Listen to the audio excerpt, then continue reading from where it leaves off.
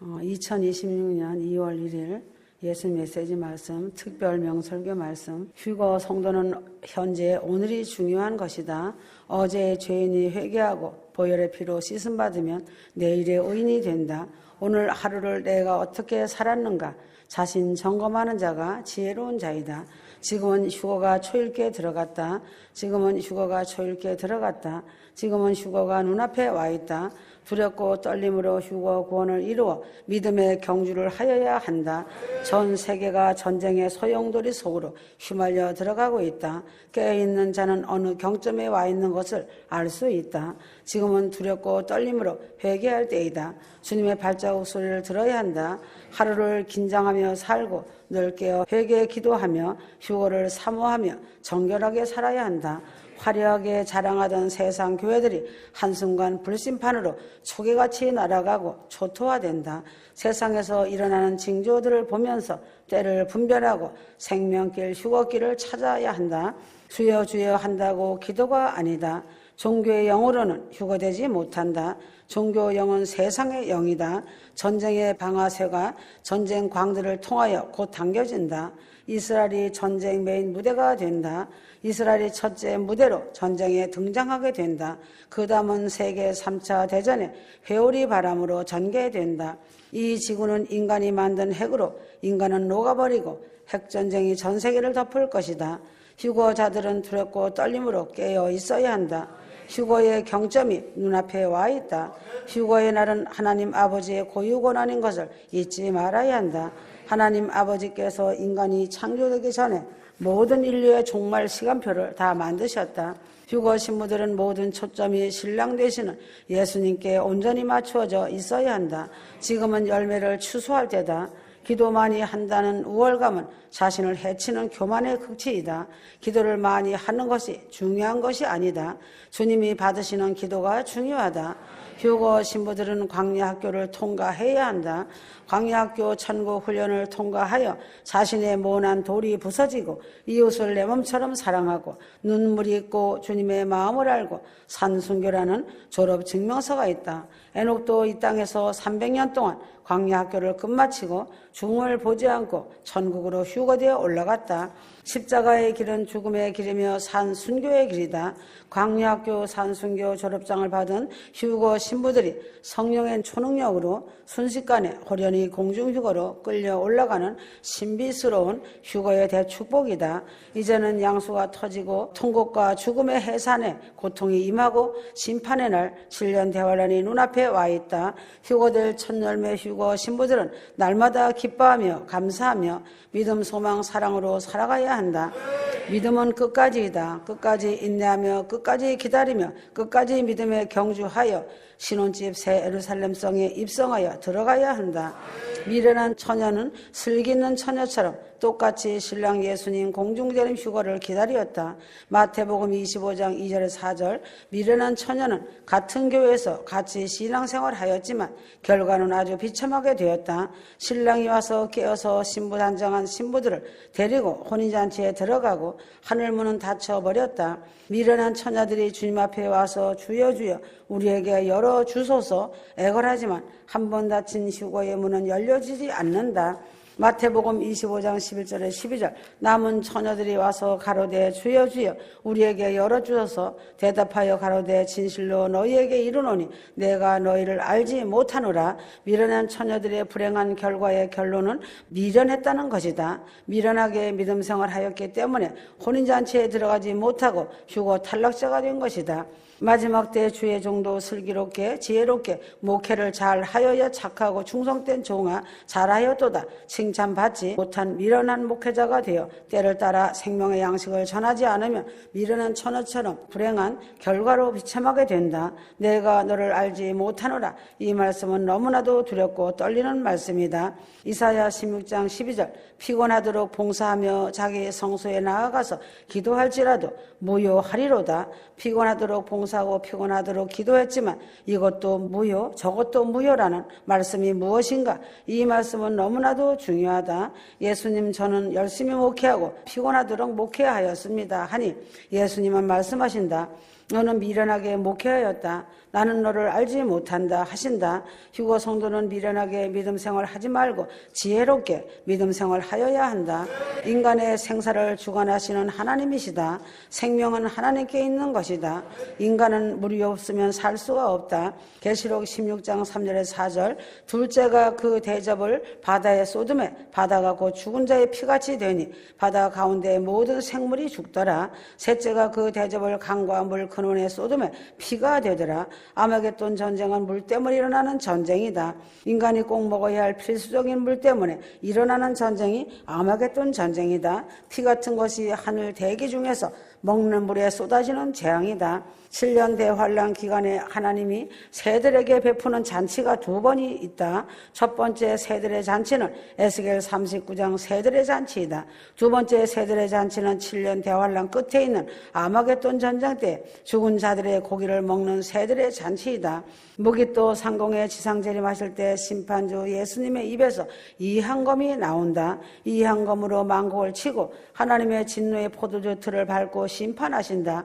계시록 19장 15절 그의 입에서 이항검이 나오니 그것으로 만국을 치겠고 친히 저희를 철창으로 다스리며 또 친히 맹렬한 진노의 포도주 틀을 밟겠고 계시록 19장 17절 공중에 나는 모든 새를 향하여 큰 음성으로 외쳐 가로되 와서 하나님의 큰 잔치에 모여 왕들의 고기와 장군들의 고기와 모든 자의 고기를 먹으라 하더라. 하나님의 큰 잔치는 무엇인가? 하나님의 큰 잔치는 새들의 잔치이다.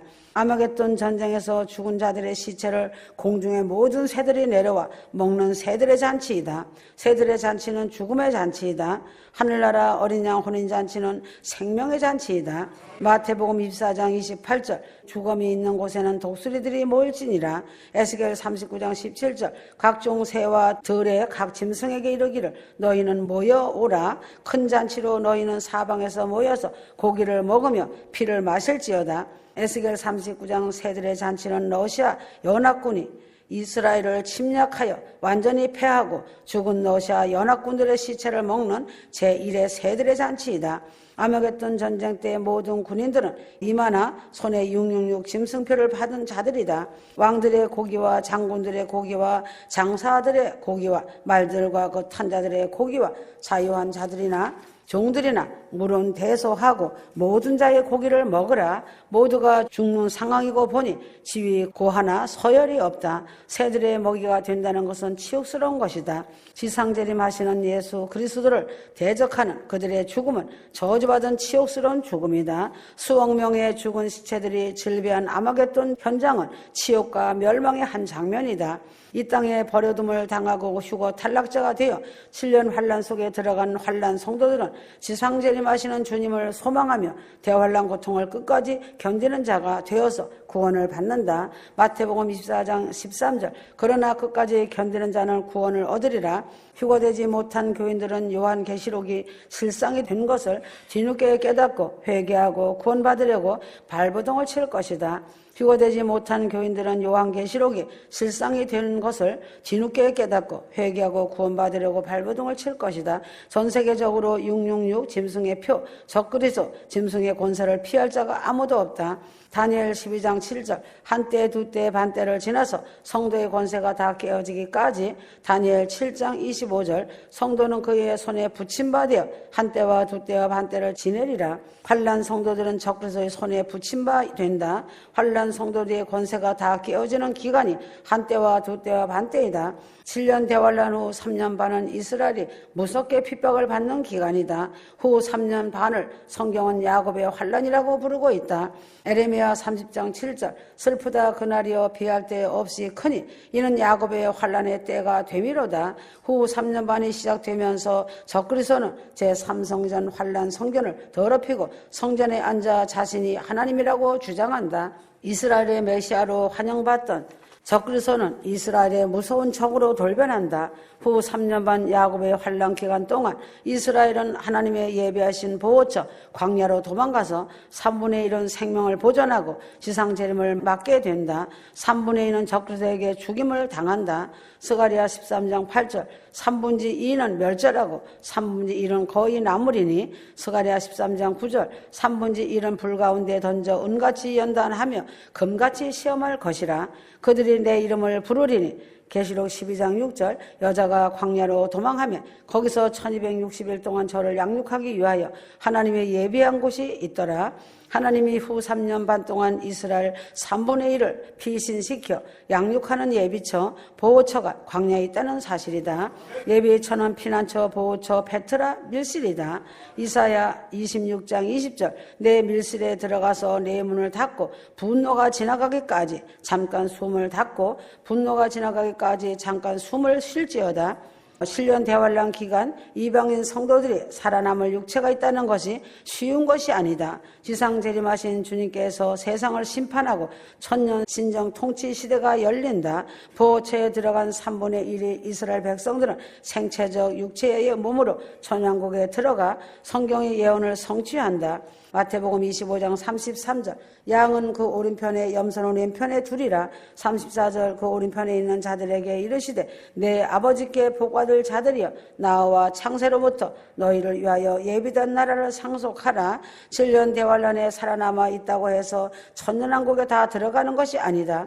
하나님의 저울로 함량 미달되지 않는 양이 된 자들, 깨끗한 자들만 천년왕국 백성으로 들어가 휴거 후에는 성령의 기름 부음이 없다. 성령께서 휴거자들을 데리고 하늘로 올라가셨기 때문에 성령의 기름 부으심이 없다. 환란에 남은 환란 성도들은 자신 스스로 회개해야 한다. 지금은 기름 등불 준비해야 하는 중요한 시간이다. 성령으로 휴거되고 나면 더 이상 기름이 없다. 7년 환란 때는 성령 충만이라는 개념이 없어진다. 공중재림 휴거는 기름 등불 준비된 자들은 모두 다 휴거된다. 7년 환란은 이방인들에게는 하나님의 진노하심이고 유대인들에게는 구원의 큰 기회를 주시려고 깨어나라는 것이다.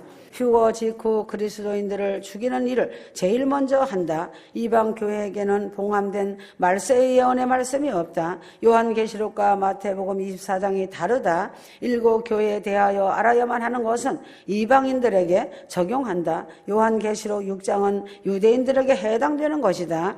예수님이 인을 떼시면 적그리스도가 나타나고 그때부터 순차적으로 실상이 되면 현실로 나타난다. 한국 교회들이 회개하고 깨어나야 한국이 살 수 있다. 전쟁의 키를 돌리려고 할 때 휴거 신부들은 하늘 천국으로 소환해 가신다. 하나님은 불폭격으로 강타하신다고 하셨다. 민족과 민족이 대적하는 것이 한국과 북한이며 전쟁으로 대량 구원할 수밖에 없는 것이다.